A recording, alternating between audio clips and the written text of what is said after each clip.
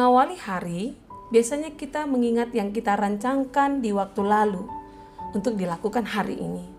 Agar rencana itu tercapai, mari libatkan kuasa Tuhan dengan tetap setia merenungkan firman-Nya. Mari kita berdoa.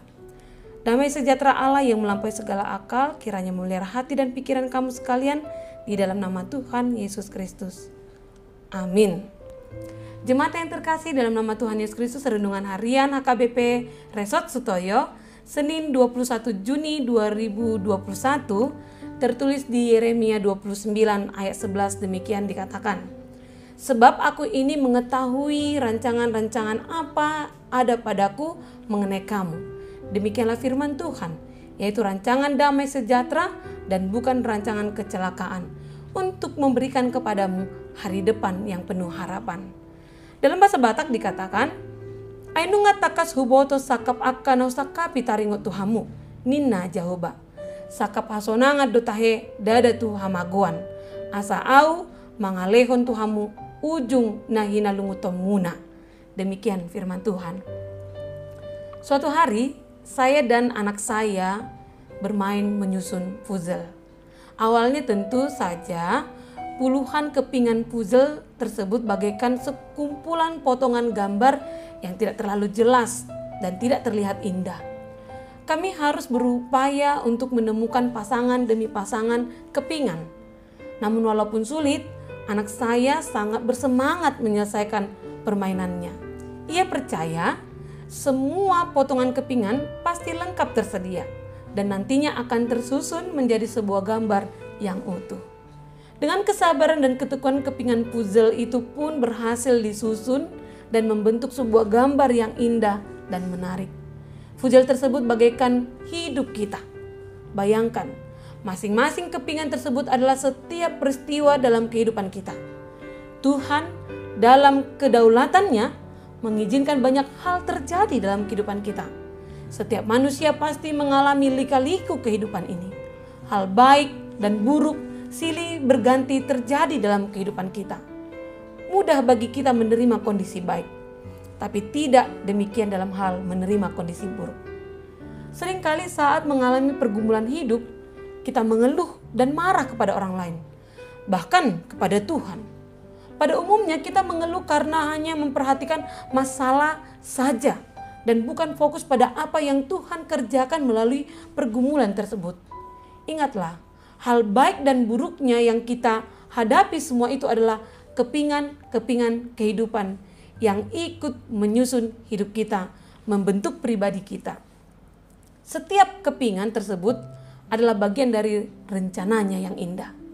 Bangsa Israel mendapat pesan Tuhan yang disuarakan oleh Yeremia dalam teks ini.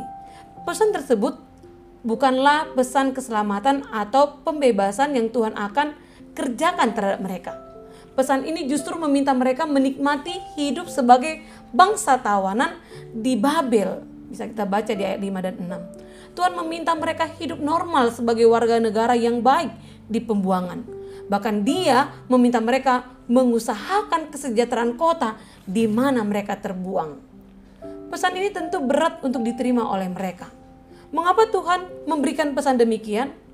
Tuhan sudah merencanakan yang terbaik buat bangsa Israel. Selama 70 tahun atau dalam satu generasi, Tuhan hendak mengajarkan bahwa sebenarnya mereka sudah menerima anugerah yang indah sebagai umat Allah. Di Babel mereka belajar menghargai apa yang Tuhan sudah kerjakan di dalam hidup mereka. Tuhan tidak pernah membiarkan mereka sendiri di negeri pembuangan. Tuhan tetap memelihara mereka, bahkan sampai waktunya tiba, Dia akan mengembalikan mereka ke tanah Yerusalem. Tuhan membiarkan kita mengalami pergumulan bukan supaya kita menderita dan merasa susah. Di dalam kasih-Nya, Tuhan sebenarnya hendak menjadikan anak-anak-Nya bertumbuh menjadi orang yang dewasa secara rohani dan memiliki karakter supaya yang serupa dengan Kristus. Melalui kesusahan, Tuhan sedang menyiapkan rancangan terbaik buat kita. Saat mengalami pergumulan, mintalah hikmat dari Tuhan Yesus yang memampukan kita belajar mengerti apa yang akan Tuhan kerjakan di dalam hidup kita. Bertekunlah selalu dalam menghadapi pergumulan. Tuhan Yesus sudah menyiapkan berkat yang terindah di akhir penderitaan kita. Ingatlah selalu bahwa rancangan Tuhan tidak meniadakan masalah, Tetapi yang benar adalah masalah tidak akan pernah bisa menggagalkan rancangan Tuhan dalam hidup kita. Maka jangan pernah ragukan janji Tuhan dalam kehidupan kita. Walaupun kondisinya sangat sulit, tetapi tetaplah selalu ada di dalam jalur rancangan Allah. Rancangan Tuhan juga melibatkan usaha dan doa kita. Tuhan ingin melibatkan kita untuk mewujudkan rancangannya yang indah. Maka dari itu, jangan oleh karena kondisi yang sulit membuat susah dan usaha kita menjadi kendor.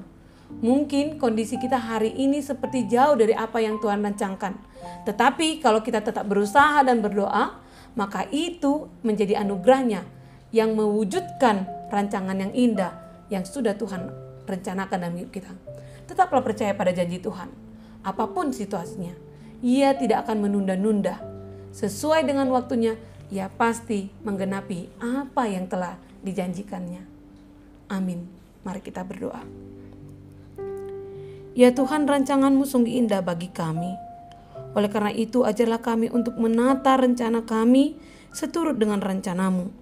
Serta tuntunlah kami untuk selalu berharap dan mengandalkan Engkau dalam menjalani hidup ini, baik dalam suka dan duka kami. Terima kasih Tuhan. Amin. Jemaat Tuhan, selamat menjalankan rencana Anda bersama Tuhan hari ini. Salam sehat, shalom.